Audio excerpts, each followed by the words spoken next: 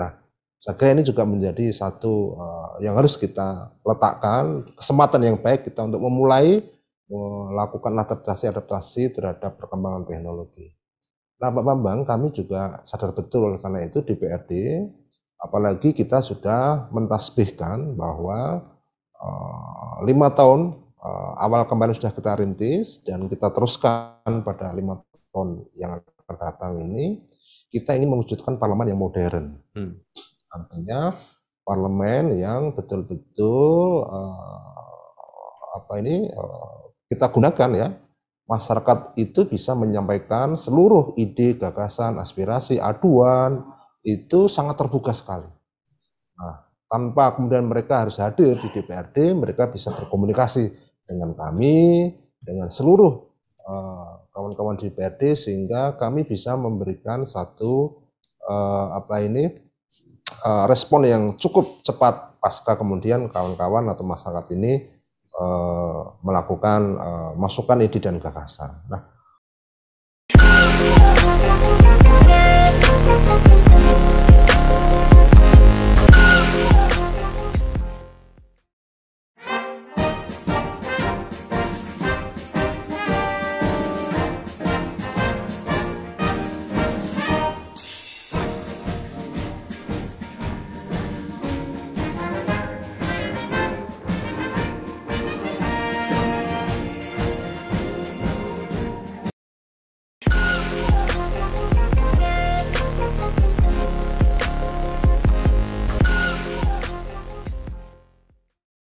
Assalamualaikum warahmatullahi wabarakatuh.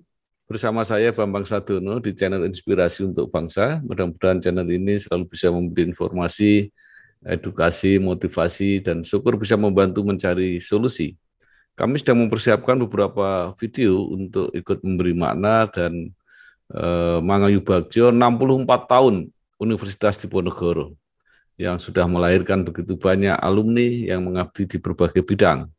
Saya sudah bersama dengan Bapak Ferry Wawan Cahyono, SPI, Sarjana Perikanan, MSc, Wakil Ketua DPRD Jawa Tengah. Apa kabar Pak Ferry?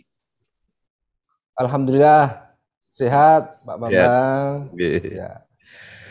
Mungkin bisa diceritakan, kalau menurut saya agak unik ini. Pak Ferry kuliah di jurusan di program studi perikanan, tapi kemudian berkarir di bidang politik. Memang pendahulunya ada sih Pak Abdul Kadir Karding, jalurnya persis juga seperti itu, dan sampai sekarang menjalani sebagai Wakil Ketua DPRD Jawa Tengah. Monggo silakan Pak Ferry. Baik Pak Bambang, Assalamualaikum warahmatullahi wabarakatuh. Sebelumnya kami sampaikan terima kasih yang sangat besar ini, kami bisa diberikan kesempatan di channel yang sungguh sangat inspirasi ini. Pak Bambang, kami mengikuti ini channelnya beliau, sangat menginspirasi dan memberikan satu wawasan terhadap seluruh generasi muda khususnya maupun masyarakat tentang bagaimana kita harus terus menjalankan peran yang baik terhadap peningkatan kapasitas pribadi masing-masing maupun dalam rangka menginspirasi untuk terus berkontribusi secara aktif di bidang masing-masing tentunya demi kemajuan dan kebaikan bersama di dalam kehidupan kita berbangsa dan bernegara. Perlu kami sampaikan ke publik ya, ini saya juga yang kedua tentu berbahagia bisa bertemu beliau walaupun dalam Zoom atau daring ini ya, karena Pak Bambang ini bagi saya adalah bagian daripada senior, mentor sekaligus ya boleh dikatakan guru ya, karena dalam sisi sejarah perjalanan hidup saya Pak Bambang ini pernah bersinergi, beliau menjadi mentor di Golkar Jawa Tengah khususnya pada saat beliau menjadi Ketua DPD Golkar, dan pada saat itu saya menjadi kader yang mendapat tugas dari beliau juga ini sehingga kemudian saya sampai di sekian. Terima kasih Pak Bambang, dan inspirasi channel Pak Bambang ini terus menjadi besar sehingga memang Ya, ini kontribusi yang nyata dari beliau untuk masyarakat luas dan generasi yang lebih muda tentunya. Pak Bambang, artinya memang awalnya saya juga tidak menyadari ya, tidak punya satu tujuan, cita-cita dari kecil untuk kemudian pada akhirnya nanti berkiprah di dalam dunia politik. Semua saya jalani dengan mengalir dan tiba-tiba memang saya menyadari bahwa memang peran di politik ini harus saya jalankan. Nah, sejarah berawal ketika memang saya kemudian masuk di perguruan tinggi itu, kita kemudian mendapatkan satu kesempatan untuk mengasah kemampuan sekaligus berinteraksi dalam lingkungan kehidupan aktivis kampus. Itu saya kira peletak dasar kami yang kami sadari. Tapi kalau kemudian kami mencoba untuk izin merefleksi, Pak Bambang, sesungguhnya saya memang agak senang berorganisasi. Ya, dari SMP kemudian saya sudah terlibat di kegiatan intrakampus, intrasekolah, OSIS pada saat itu. Kemudian kami berlanjut di SMA, di OSIS juga. Dan kemudian saya juga berkesempatan menjadi pradana ketua pramuka di tingkat SMA itu pada waktu itu. Nah, kemudian berlanjut di perguruan tinggi. Nah, perguruan tinggi karena saya dulu adalah aktif di pramuka, maka kemudian saya mencoba kembali aktif di Racana Diponegoro pada saat itu, dan akhirnya ketemu dengan kawan-kawan di aktivis intra maupun ekstra. Nah, itu kemudian membuat saya tambah wawasan, kemudian senang dengan kegiatan-kegiatan kemasyarakatan, sosial. Nah, akhirnya setelah pasca lulus di kampus Undip, kemudian kami bergabung dengan Partai Golkar. Dan akhirnya sampai di sini nih Pak Bambang ya. Itu secara singkat saya kira mengapa sarjana perikanan kemudian pengabdiannya adalah di partai politik ya. Saya kira itu ya. Dan dari kecil sekali lagi kami tidak punya cita-cita ya besar nanti di politik, karena keluarga kami adalah keluarga pendidik, keluarga guru-guru dari bapak, ibu, kemudian Pak Lek, Bude, bahkan kakek saya adalah keluarga pendidik ya, guru-guru kepala sekolah. Ya. Pada saat itu juga kami terbersit ya di pendidik juga, tapi ternyata Tuhan punya skenario sendiri dan alhamdulillah saya jalani dengan sebaik-baiknya Pak Bambang. Ya. Halo Biotizen, sudah tahu belum kalau sekarang ada metode baru pengambilan sampel untuk deteksi COVID-19 selain swab lo? Biosaliva merupakan alternatif pengambilan sampel untuk deteksi COVID-19. Dengan Biosaliva, tes PCR COVID-19 akan lebih nyaman karena sampelnya diambil melalui metode kumur-kumur.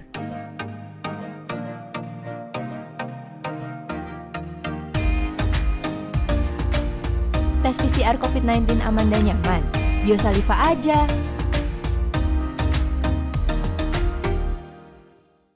Jadi Pak Ferry ini belum pernah menyentuh atau memanfaatkan hasil studinya di bidang perikanan ini untuk apa ya, menangani masalah-masalah yang ada hubungannya dengan perikanan.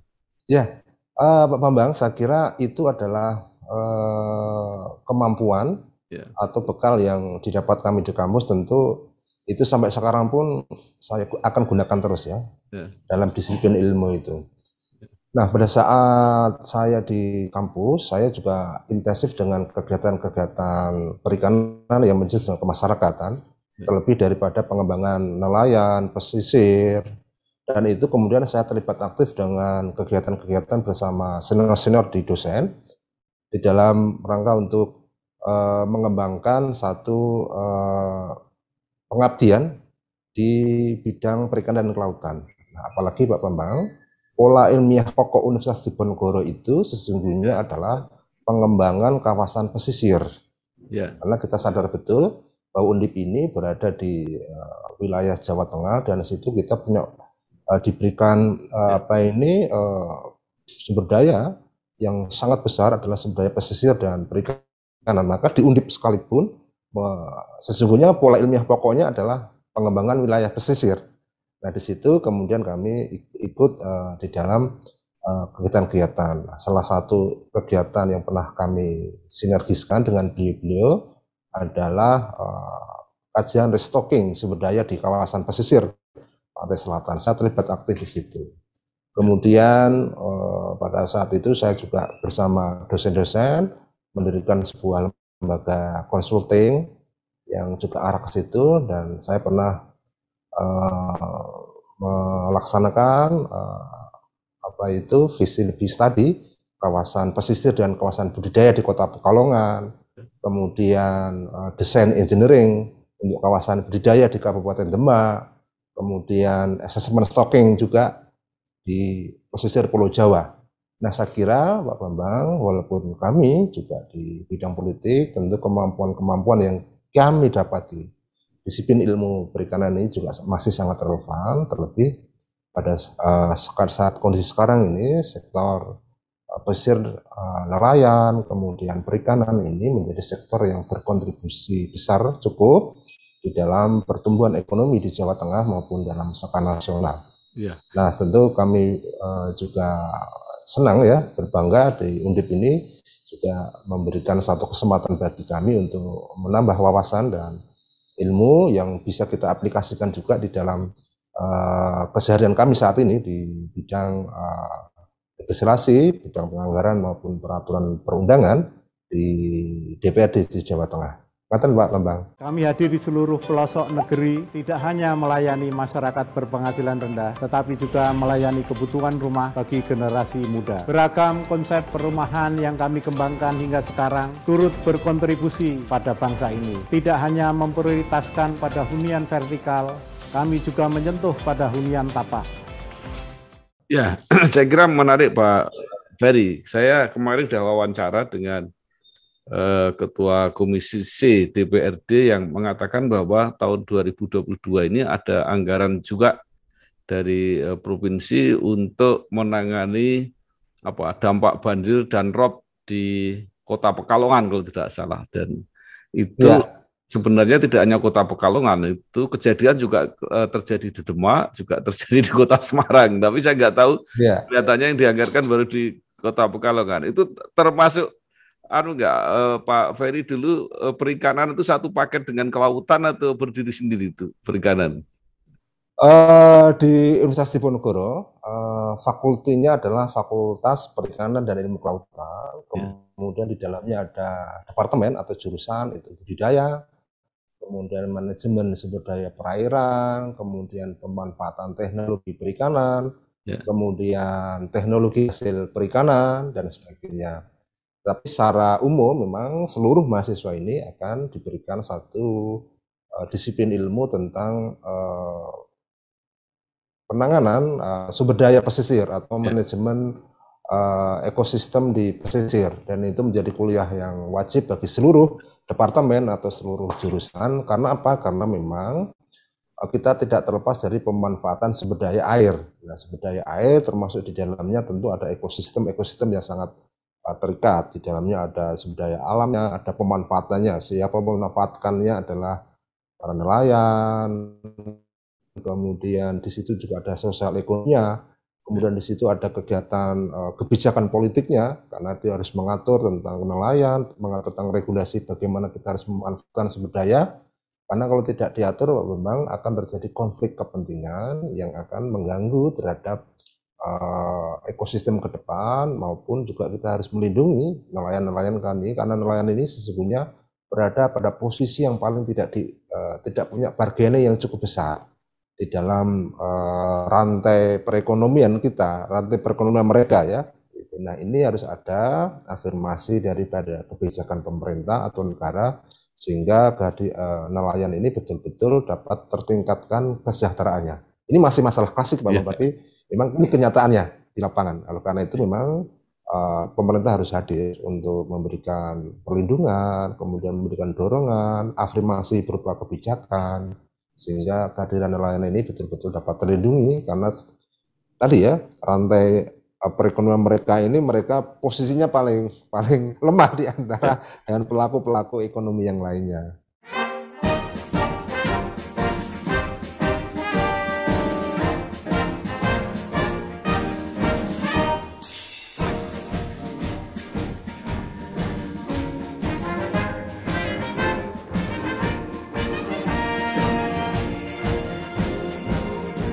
Baik, Pak Ferry, sebagai pimpinan DPRD Jawa Tengah, ini apa saja ya? Tadi salah satu yang saya sebutkan itu adalah melindungi wilayah pantai tadi. Ya, mungkin Pak Ferry bisa cerita hal-hal lain yang diprioritaskan terutama untuk tahun 2022 ini apa?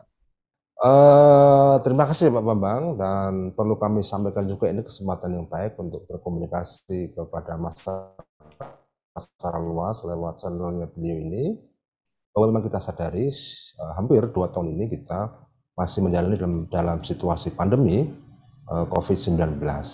Nah, tentu ini menjadi satu tantangan bagi seluruh aktivitas pribadi masing-masing maupun kelembagaan. Nah, juga tidak kemudian terlewatkan juga di DPRD Pak Bambang. Nah, oleh karena itu tentu kami sadar betul DPRD terus melakukan adaptasi terhadap situasi yang sedang kita alami ini.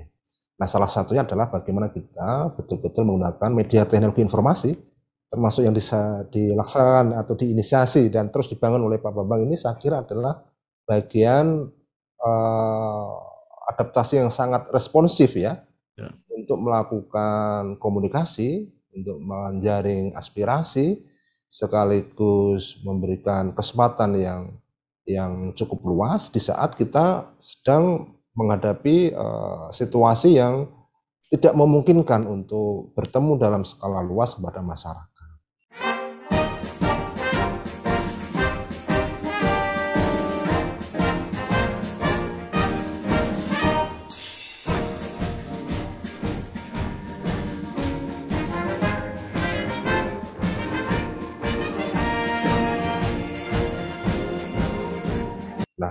Saya kira ini juga menjadi satu yang harus kita letakkan, kesempatan yang baik kita untuk memulai melakukan adaptasi terhadap perkembangan teknologi. Nah Pak Bambang, kami juga sadar betul oleh karena itu DPRD, apalagi kita sudah mentasbihkan bahwa 5 tahun awal kemarin sudah kita rintis dan kita teruskan pada 5 tahun yang akan datang ini, kita ingin mewujudkan parlemen yang modern. Artinya parlemen yang betul-betul kita gunakan ya, masyarakat itu bisa menyampaikan seluruh ide, gagasan, aspirasi, aduan itu sangat terbuka sekali. Nah, tanpa kemudian mereka harus hadir di DPRD, mereka bisa berkomunikasi dengan kami, dengan seluruh kawan-kawan di DPRD, sehingga kami bisa memberikan satu respon yang cukup cepat pasca kemudian kawan-kawan atau masyarakat ini melakukan masukan ide dan gagasan. Nah, beberapa sistem sudah kita bangun Pak Bambang, ada legislasi, kemudian Wadul, kemudian media sosial sudah kita gencarkan lewat TV Berlian, dengan media sosial berbagai platform, baik IG, kemudian YouTube, kemudian Twitter dan sebagainya. Dengan demikian maka terdapat kanal-kanal yang cukup banyak dan cukup besar bagi masyarakat untuk bisa menggunakan kesempatan yang baik ini. Nah, semua sangat kita buka kesempatan ini Pak Bambang, dan ini juga rintisan dari Pak Bambang dulu waktu beliau memimpin juga DPRD Jawa Tengah ini, kita teruskan ini.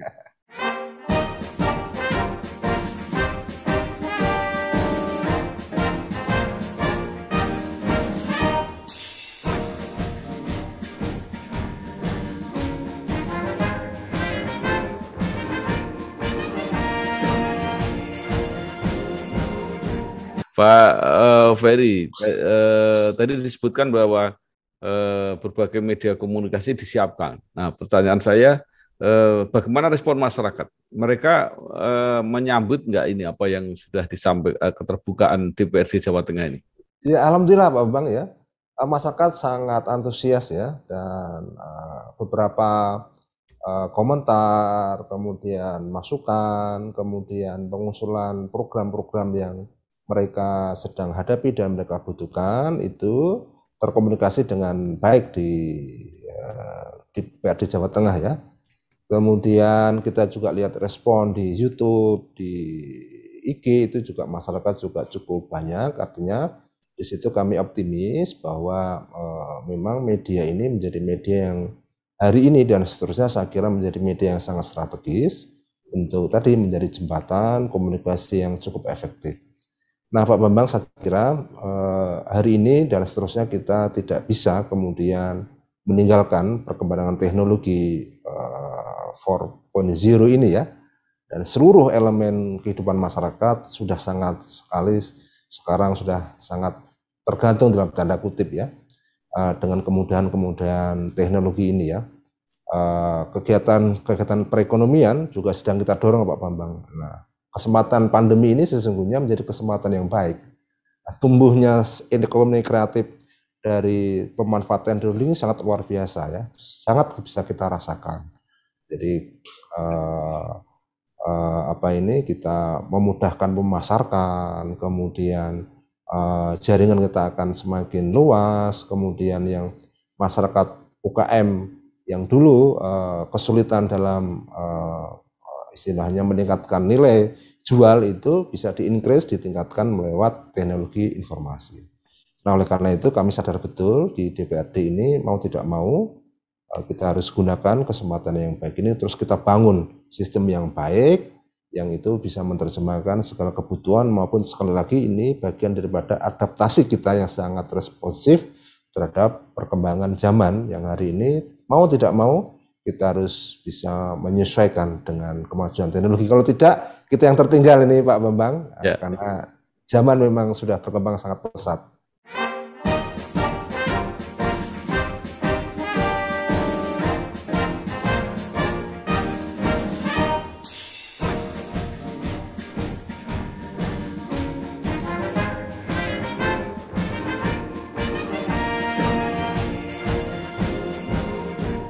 Baik, Pak Ferry ini kalau nggak salah adalah pengurus Ikatan Alumni Undip di Jawa Tengah. Ya.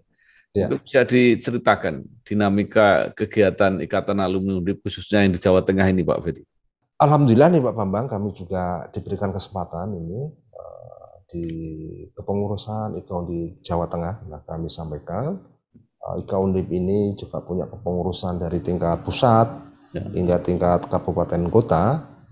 Di samping juga di masing-masing fakultas juga punya kepengurusan, misalkan Ikatan Alumni Perikanan, Kelautan itu namanya Kerapu, kemudian IKA Fisip, IKA Teknik dan sebagainya. Nah di tataran alumni secara umum kita terwadahi dalam Ikatan Alumni Undip atau kita akan sering kenal dengan IKA Undip. Nah di Jakarta itu kantor pusatnya IKA Undip tingkat nasional, dan kami bersama dengan Mas Rudi, salah satu direktur di Karyadi, diberikan amanah untuk berkiprah di IKA Undip Jawa Tengah Pak Bambang. Nah, beliau ketua, kemudian kami sekretaris di Ikatan Universitas Diponegoro di tingkat DPD Jawa Tengah. Nah kegiatan-kegiatan kami juga tidak terlepas daripada kegiatan pengabdian masyarakat tentunya, karena itu adalah terus-menerus amanat yang dulu kita pernah menerima pada saat kita di wisuda maupun sebelumnya. Jadi ada 3 fungsi, itu salah satunya adalah fungsi perguruan tinggi adalah pengabdian masyarakat. Tentu ini mau tidak mau menjadi salah satu nafas kita di dalam pengembangan organisasi di Ikatan Alumni Perikanan Alumni Universitas Diponegoro. Nah banyak jaringan yang bisa dimanfaatkan, dan oleh karena itu kita punya kesempatan yang cukup luas untuk satu adalah menambah tali silaturahim, jejaring di antara kita, antara sesama alumni. Yang kedua tentu karena kita ini dari berbagai disiplin ilmu tentu melihat persoalan, kemudian kita program-program itu akan saling berkontribusi ya, menyempurnakan sehingga kita lebih enak Pak Bambang di Ikatan Alumni Undip.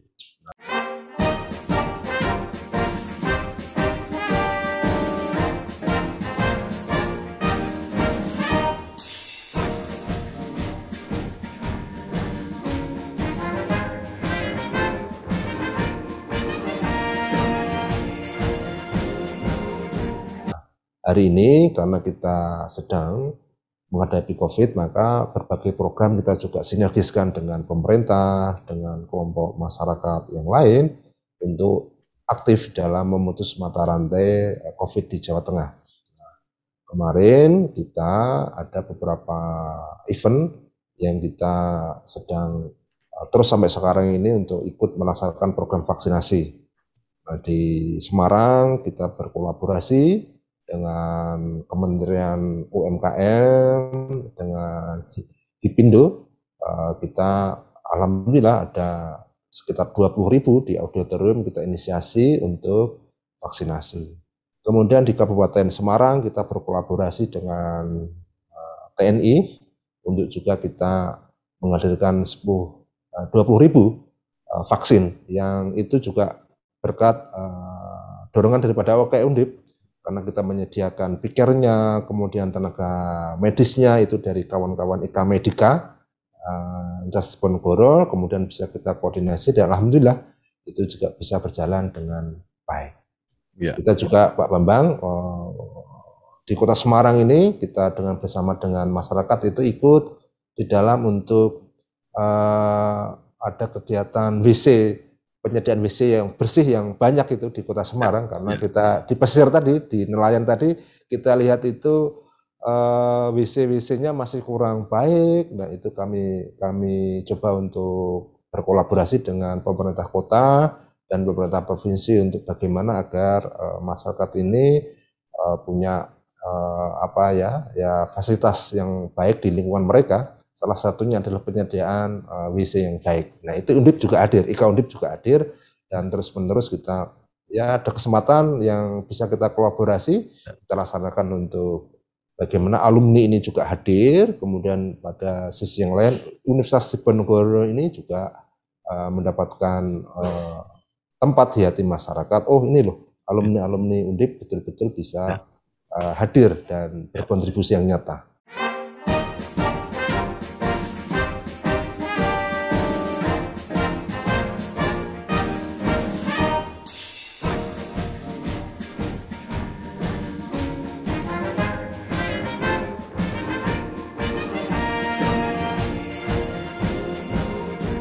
Jadi memang sebuah perguruan tinggi itu pada akhirnya reputasinya ditentukan oleh para alumninya.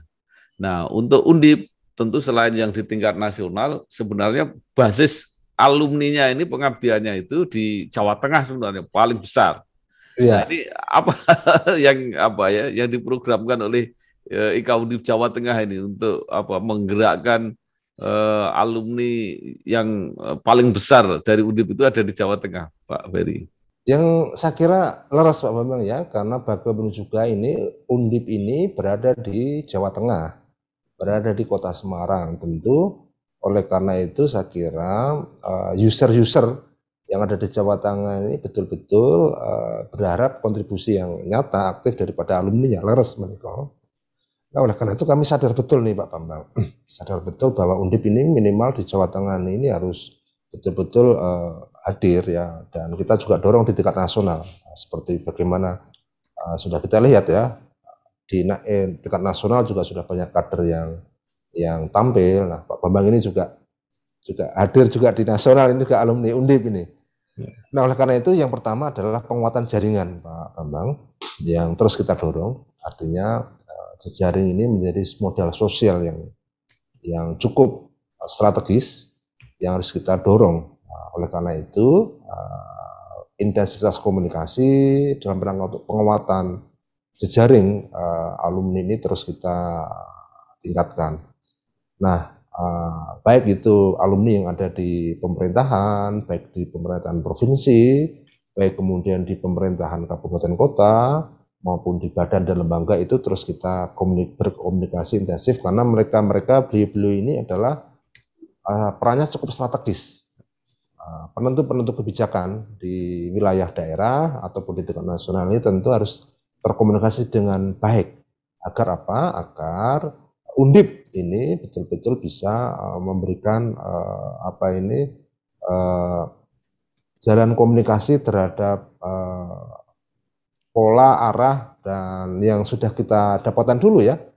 Misalkan salah satu contoh begini nih, misalkan Undip ini sedang gencar terhadap penelitian-penelitian untuk menaikkan posisi di tingkat kampus yang cukup bergengsi ini.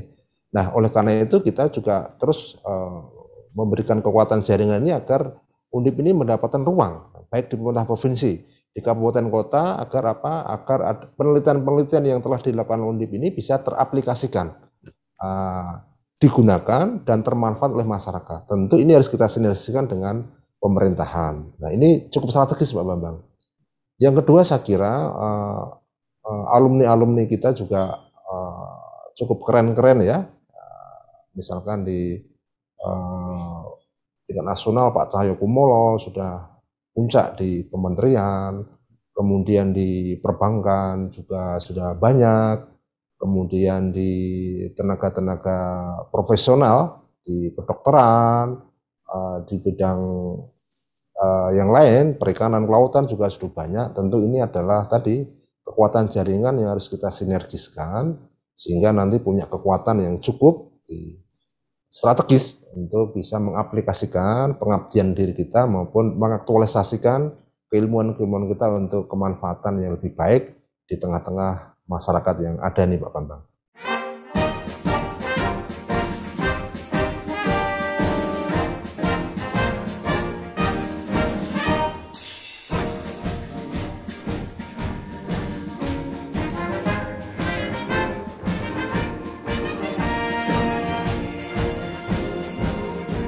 Baik Pak Ferry, terakhir mungkin ada saran baik yang disampaikan kepada Undip, pada lembaga maupun pada mahasiswa, pada alumni yang baru dari Undip tadi supaya diharapkan benar-benar bisa hadir dan membawa nama besar Undip gitu ya. Jadi di berbagai bidang ya, terutama yang karena basisnya Jawa Tengah, apa yang disarankan dan diharapkan.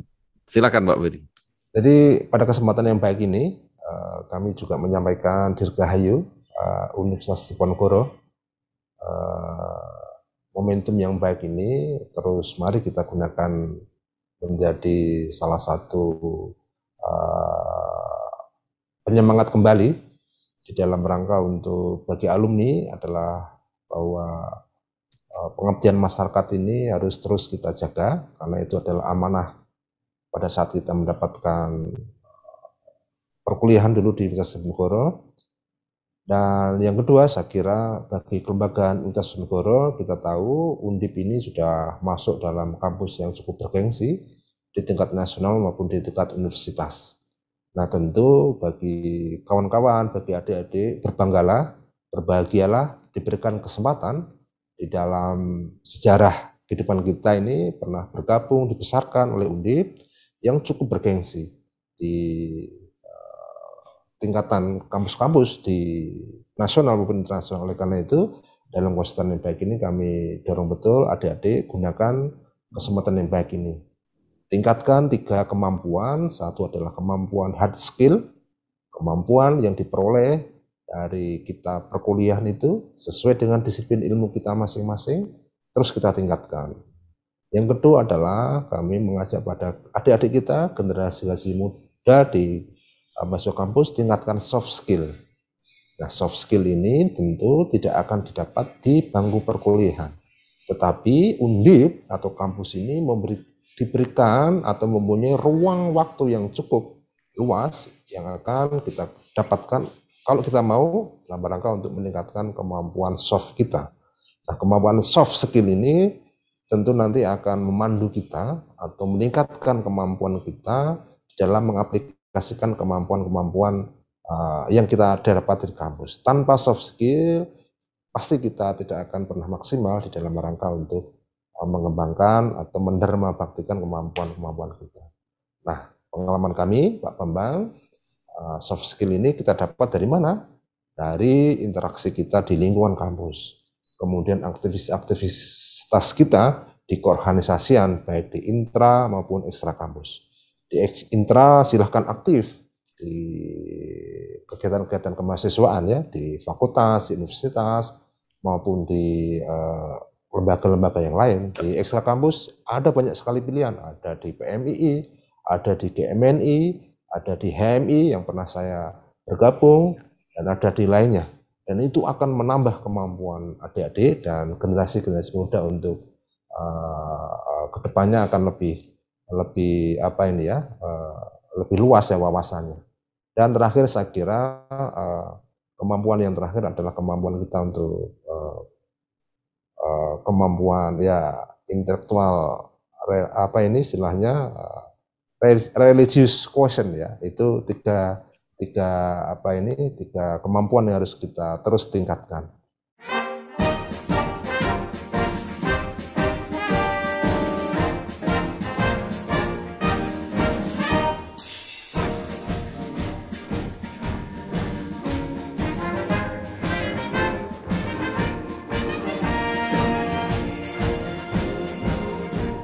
Dan terakhir Pak Bambang, saya kira bagi alumni yang ada pada kesempatan yang baik ini, kami juga berharap mari kita terus jaga silaturahim di antara kita. Kemudian yang kedua, mari kita terus tingkatkan dharma bakti kita. Untuk apa? Agar kita ini betul-betul Undip ini terus kita jaga, dan kita berharap Undip terus tumbuh besar. Dengan demikian, maka alumni-alumni juga lebih banyak akan berkontribusi di berbagai sektor kehidupan kita. Nah, tentu Undip dan IKA Undip ini sangat terbuka bagi seluruh alumni untuk bagaimana sareng-sareng di dalam untuk memajukan wilayah, memajukan kesejahteraan di tingkat manapun. Nah, di Jawa Tengah kami berharap nanti seluruh kader-kader alumni ya, baik alumni yang mungkin yang baru maupun alumni yang lama, berada dalam satu kesadaran yang sama untuk meningkatkan peran kita berkontribusi dalam pengabdian masyarakat. Dan terakhir, adik-adik mahasiswa sekarang terus asah kemampuan, baik di kemampuan dapat dari kampus maupun luar kampus. Terus semangat, jangan mudah putus asa. Nah, kadang Pak Bambang, adik-adik mahasiswa ini habis kampus ini pertanyaan, saya mau kerja di mana? Nah, saya kira jangan pertanyaan itu ya, tapi asah kemampuan diri kita dulu, tingkatkan wawasan kita. Insya Allah nanti semua akan terbuka kesempatan bagi kita. Tapi kalau kemudian kita ini tidak punya cukup kemampuan, pasti nanti kita akan mengalami kendala di dalam kompetisi kita di tengah-tengah masyarakat. Oleh karena itu, terus semangat, asah kemampuan yang baik. Terima kasih sekali Pak Ferry Wawan Cahyono, SPI, MSI, Wakil Ketua DPRD Provinsi Jawa Tengah. Mudah-mudahan apa yang disampaikan tadi banyak berguna untuk kita semua, khususnya bagi para alumni, lebih khusus lagi para mahasiswa yang masih belajar di kampus Undip. Sekali lagi terima kasih Pak Ferry, sukses terus. Terus sangat Pak Bambang. Terima kasih. Wassalamualaikum warahmatullahi wabarakatuh. Waalaikumsalam warahmatullahi wabarakatuh.